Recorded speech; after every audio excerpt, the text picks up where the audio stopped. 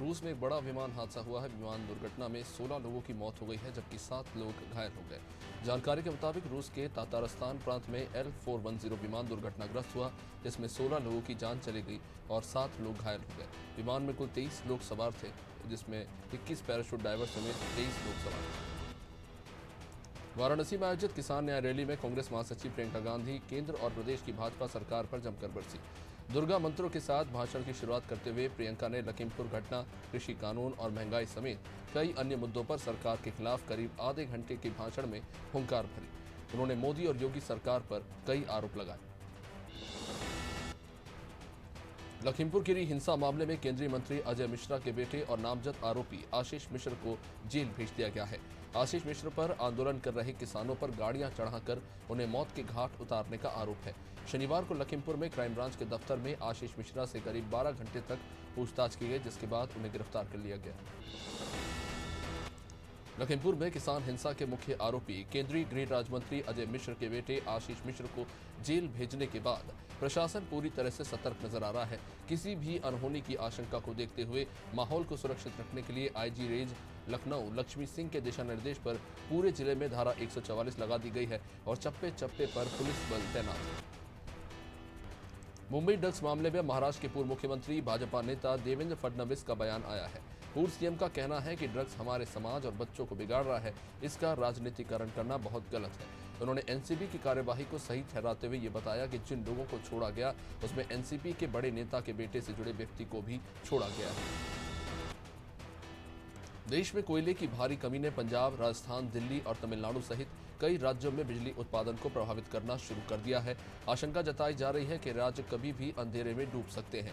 कोयले की कमी से कुछ राज्यों में बिजली कटौती शुरू हो गई है, जबकि अन्य राज्यों को आने वाले दिनों में ब्लैकआउट का सामना करना पड़ सकता है।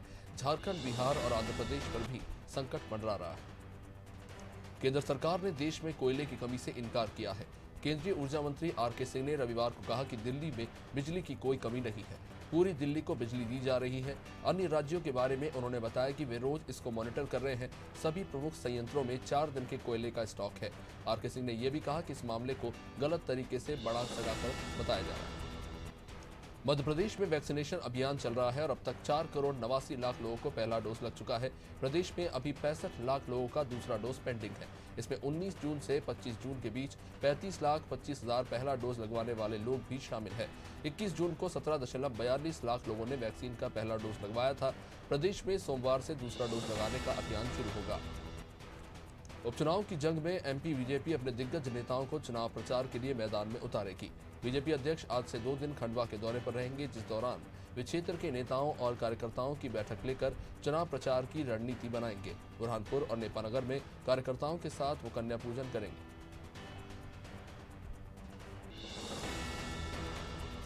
मध्य प्रदेश में अब रेत का परिवहन रेल से भी किया जा सकेगा। ठेकेदारों की मांग पर सरकार ने रेल से रेत के परिवहन के प्रस्ताव को मंजूरी दी। ये प्रस्ताव खनिज साधन विभाग ने सरकार को भेजा था। नई व्यवस्था में ठेकेदार को खनिज विभाग और रेलवे से परिवहन की अनुमति लेनी होगी और इसके लिए उसे रेलवे को शुल्क भी चुकाना होगा।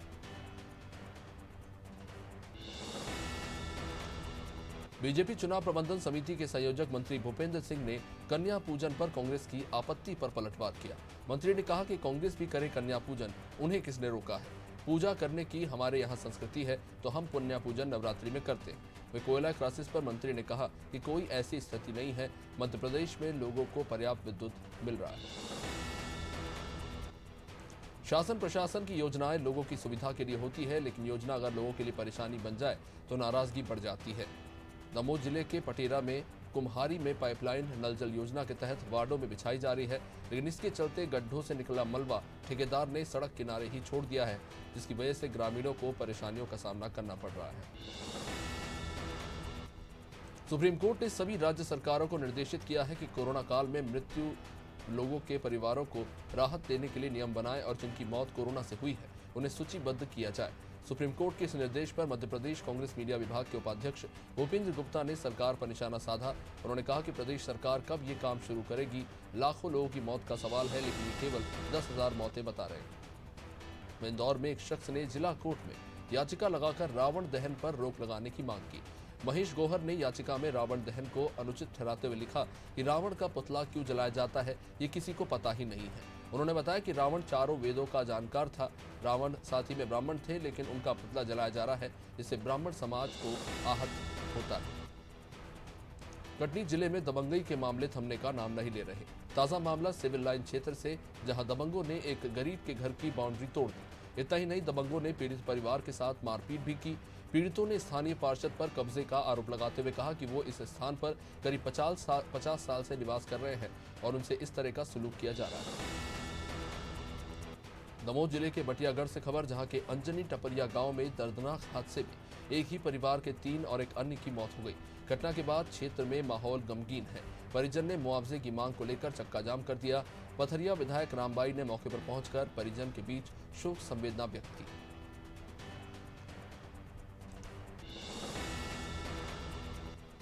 गाडरवाला में अनुविभागीय अधिकारी सृष्टि देशमुख के एक फरमान से दुर्गा उत्सव समिति के पदाधिकारी नाराज हो गए। सृष्टि देशमुख ने सभी पंडालों से लाइटिंग निकलवा दी। इसके विरोध में दुर्गा उत्सव समिति के पदाधिकारियों ने रैली निकालकर प्रदर्शन किया और थाने के सामने चक्का जाम कर नारेबाजी की।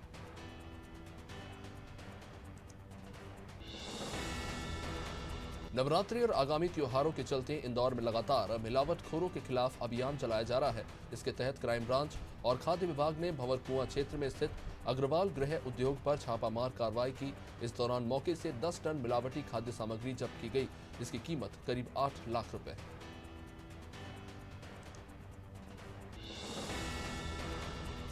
सागर की कोतवाली थाना पुलिस ने अवैध हथियारों की तस्करी करने वाले गिरोह का भंडाफोड़ करते हुए 2 आरोपियों को गिरफ्तार किया है, जिनके पास से अवैध हथियारों का जखीरा बरामद हुआ है। पकड़े गए आरोपियों में से एक राजस्थान के नागौर का रहने वाला है, जिनके पास से 50,000 के 67 नग धारदार हथियार मिले हैं, जिनमें चाकू, तलवार, कटार शामिल है।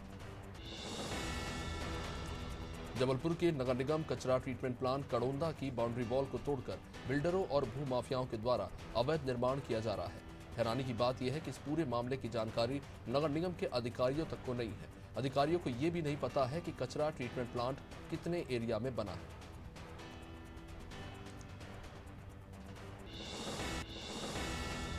बुरहानपुर में सभा को संबोधित करते हुए बीजेपी प्रदेश अध्यक्ष वी डी शर्मा ने कांग्रेस पर जमकर हमला बोला। उन्होंने कहा कि कांग्रेस अब मध्य प्रदेश के साथ ही देश भर में अस्तित्व विहीन हो रही है। मध्य प्रदेश में कांग्रेस 2 नेताओं के बीच में सिमट कर रह गई है। पीसीसी अध्यक्ष कमलनाथ और छिंदवाड़ा तक सीमित है और दिग्विजय सिंह झूठ के बल पर जनता में भ्रम फैलाने की कोशिश कर रहे हैं। बड़वानी जिले के अंबापानी गांव में विधिक सेवा प्राधिकरण के बैनर तले ग्रामीणों को वन अधिकार पट्टों का वितरण किया गया। ग्रामीणों ने प्राधिकरण के सामने पट्टा नहीं मिलने की शिकायत की, जिस पर प्राधिकरण सचिव ने प्रशासन के साथ बैठक कर 26 लोगों को पट्टे वितरित करवाए। विशेष न्यायाधीश नैना आशापुरे ने सभी को पट्टे बांटे। भिंड में 89 हितग्राहियों को 59 लाख के विवाह और अनुग्रह सहायता राशि के स्वीकृति पत्र वितरित किए गए। कार्यक्रम में मुख्य अतिथि के तौर पर विधायक संजीव सिंह पहुंचे थे, जिन्होंने सभी हितग्राहियों को स्वीकृति पत्र वितरित किए। इसमें संयुक्त कलेक्टर वरुण अवस्थी, जनपद अध्यक्ष उर्मिला देवी, उपाध्यक्ष शिव नारायण सिंह, सरपंच संघ जिलाध्यक्ष रामू सिंह भी उपस्थित रहे। राजधानी भोपाल के मानस भवन में फिजियो संदेश पुस्तक का विमोचन प्रसिद्ध पूर्व हॉकी खिलाड़ी मीर रंजन नेगी ने किया। भोपाल के फिजियोथेरेपिस्ट डॉक्टर्स के द्वारा आयोजित इस कार्यक्रम में स्वास्थ्य से जुड़ी इस पुस्तक का विमोचन हुआ। पुस्तक के प्रकाशक डॉक्टर आशुतोष कुमार है, जिनकी किताब स्वास्थ्य और फिजियोथेरेपी से जुड़े तथ्यों पर आधारित है। शनिवार शाम खातेगांव एसडीएम के देवास स्थित सरकारी आवास में चोरी करने घुसे चोरों को निराशा हाथ लगी तो चोरों ने बौखलाहट में डिप्टी कलेक्टर त्रिलोचन गोड को पत्र लिख दिया, जिसमें चोरों ने लिखा कि जब पैसे नहीं थे तो लॉक नहीं करना था कलेक्टर। हालांकि एसडीएम ने 30,000 नकद के साथ एक अंगूठी, चांदी की पायल और सिक्के चोरी होने की रिपोर्ट दर्ज कराई है। अधिकारी 15 दिनों से घर से बाहर था। गोटेगांव के बेरहटा में बिराजी मां दुर्गा की प्रतिमा नरसिंहपुर जिले की ही नहीं पूरे प्रदेश में चर्चा का केंद्र बनी हुई है। श्रद्धालु इस अनूठी प्रतिमा को देखने के लिए अलग अलग जिलों से बरहटा आ रहे हैं। छिंदवाड़ा के सिलोडी से लाई गई इस प्रतिमा को पवन नाम के एक मूर्तिकार ने बनाया है। मूर्ति देखकर ऐसा लगता है कि माता रानी प्रफुल्ल मुद्रा में अभी बोल पड़ेगी। रतनगढ़ में पाइप से भरी ओवरलोडेड पिकअप वाहन बिजली की तारों में उलझने के कारण रोड से गुजरती बोलेरो वाहन दुर्घटनाग्रस्त हो गई। जावत के रतनगढ़ सिंगोली रोड पर नीमच की तरफ से आ रही ओवरलोडेड पिकअप वाहन अग्रवाल भोजनालय के पास बिजली के तारों में जा फंसी, जिसके कारण विद्युत पोल टूट गया। हालांकि हादसे में किसी को भी चोट नहीं पहुंची है।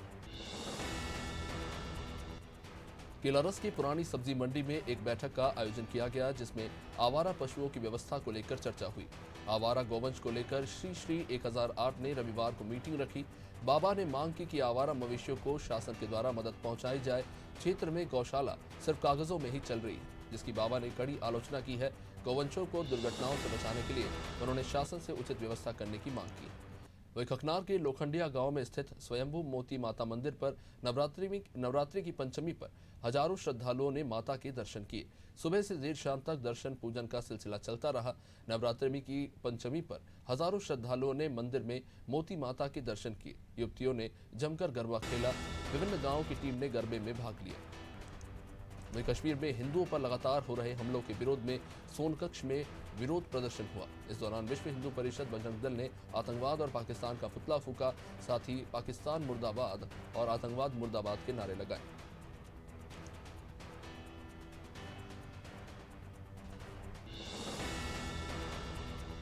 खातेगांव के ब्रह्म कुमारी आश्रम द्वारा जवाहर चौक चौपाटी चौराहे पर मां दुर्गा की झांकी सजाई गई, जो जन आकर्षण का केंद्र बनी हुई है। संस्था की नीतू दीदी ने जानकारी देते हुए बताया कि मेडिटेशन के अभ्यास से अष्ट सिद्धियों की शक्तियां प्राप्त होती हैं।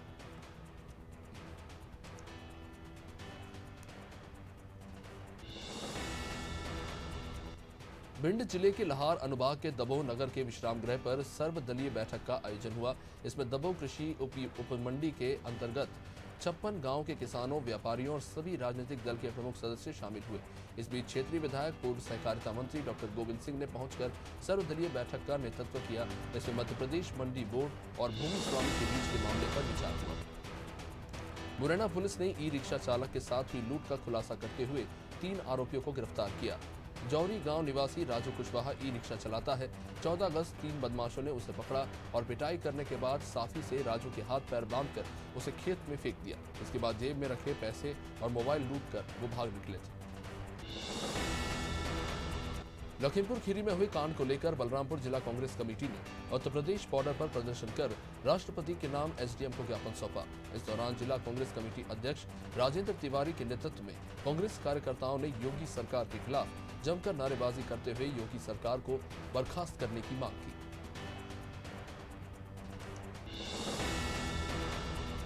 मुल्ताई में सीवर लाइन प्रोजेक्ट के कार्य से असंतुष्ट पूर्व कैबिनेट मंत्री सुखदेव पांसे ने आयुक्त नगरीय प्रशासन को पत्र लिखा है और प्रोजेक्ट के कार्यों की उच्च स्तरीय जांच कराने की मांग की है। ताप्ती तालाब में आ रहे गंदे पानी को रोकने के लिए पूर्व पीएचई मंत्री पांसे की ओर से लगभग 7 करोड़ की सीवर लाइन प्रोजेक्ट लाया गया, लेकिन अब नगर पालिका और ठेकेदार ने मिलकर इसका बंटाधार कर दिया। पनानगर का एकमात्र पशु चिकित्सालय अपनी बदहाली पर आंसू बहा रहा है। अस्पताल के आसपास लोगों ने अवैध अतिक्रमण कर रखा है।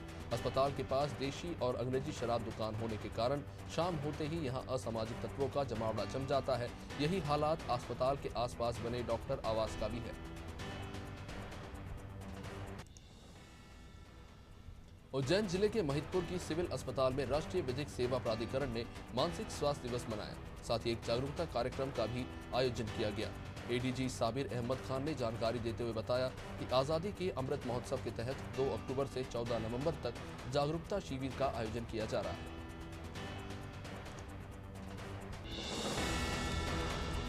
मुख्यमंत्री शिवराज सिंह चौहान ने मंत्रालय में नर्मदा नियंत्रण मंडल की 71वीं बैठक को संबोधित किया, जिस दौरान सीएम ने कहा कि परियोजनाओं के क्रियान्वयन में धन की कमी आड़े नहीं आएगी। मुख्यमंत्री ने विभिन्न सिंचाई परियोजनाओं के क्रियान्वयन की समीक्षा करते हुए निर्देश दिए।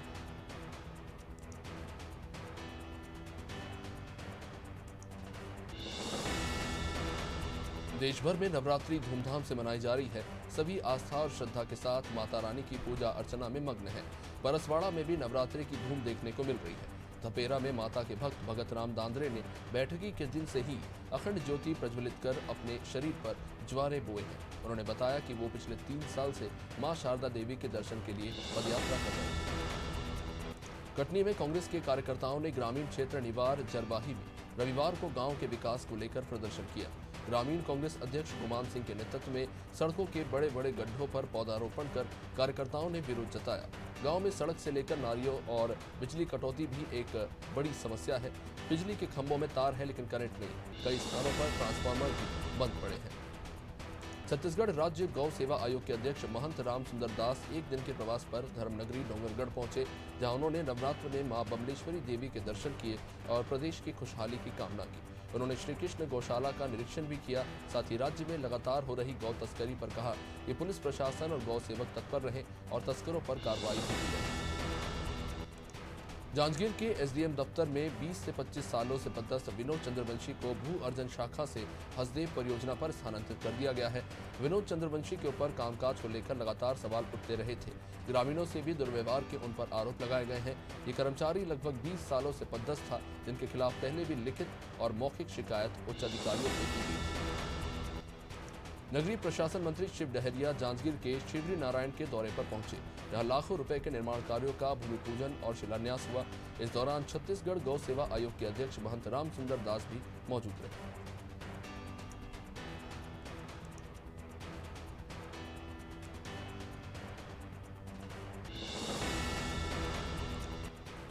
छत्तीसवीं बटालियन छत्तीसगढ़ सशस्त्र जवान प्रदीप इंजारदार ने शूटिंग चैंपियनशिप में 2 गोल्ड और 2 सिल्वर मेडल अपने नाम किए। 30 सितंबर से 9 अक्टूबर तक एनआरएआई के छत्तीसगढ़ प्रदेश राइफल एसोसिएशन द्वारा आयोजित 20वीं राज्य निशानेबाजी प्रतिस्पर्धा में प्रदीप ने निशानेबाजी में अपना जौहर दिखाते हुए अपने बटालियन, अपने कलार समाज के साथ पूरे रायगढ़ जिले का नाम रोशन किया। वह उत्तर प्रदेश के कुशीनगर जिले में जन अधिकार पार्टी के राष्ट्रीय अध्यक्ष बाबू सिंह कुशवाहा ने भाजपा सरकार पर जमकर हमला बोला। उन्होंने कहा कि कुशीनगर में विद्युत व्यवस्था बिगड़ चुकी है, बिजली समस्या से जनता परेशान है, पेट्रोल, डीजल और गैस के दाम आसमान छू रहे हैं। भाजपा सरकार महंगाई रोकने में नाकामयाब साबित हुई। यूपी के बिजनौर में बदमाशों के हौसले बुलंद नजर आ रहे हैं। बीती रात दुकान बंद कर अपने घर जा रहे व्यापारी से बदमाशों ने लूटपाट की। बाइक सवार 3 बदमाशों ने पहले व्यापारी के सिर पर तमंचे की बट से प्रहार किया। घायल होने के बाद व्यापारी से 2,40,000 रुपए लूटकर फरार हो गए। पूरा मामला सिविल लाइन थाना क्षेत्र का है। उत्तर प्रदेश के झांसी जिले में दूध के विवाद को लेकर दबंगों ने दुकान में घुसकर दुकानदार की जमकर पिटाई की। मारपीट की ये पूरी घटना दुकान में लगे सीसीटीवी में कैद हो गई। हालांकि मारपीट करने के बाद दबंग मौके से फरार हो गए। अब पीड़ित दुकानदार ने पुलिस से शिकायत कर कार्यवाही की मांग की।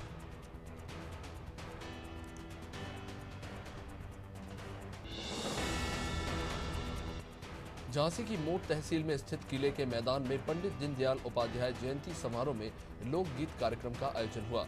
जयसिंह राजा की मंडली ने विराट दंगल कार्यक्रम के शुभारंभ से पहले लोकगीत कार्यक्रम का आयोजन किया। इसके दौरान विराट दंगल में हजारों की भीड़ मौजूद रही। मौके पर भारी संख्या में पुलिस बल को भी तैनात किया गया था।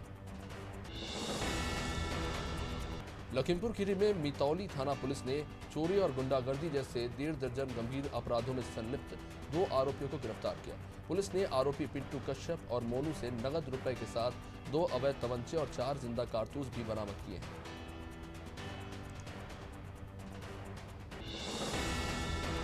लखीमपुर खीरी के दूधवा टाइगर रिजर्व क्षेत्र से निकलकर आबादी में पहुंचे एक जहरीले नाग को वन विभाग की टीम ने रेस्क्यू किया। पीलीभीत वन प्रभाग में पड़ने वाले संपूर्ण नगर में एक दुकान में से जहरीला सांप निकला। सांप को देखते ही लोगों के होश फाख्ता हो गए। इसके बाद वन विभाग ने रेस्क्यू करके सांप को जंगल में छोड़ दिया।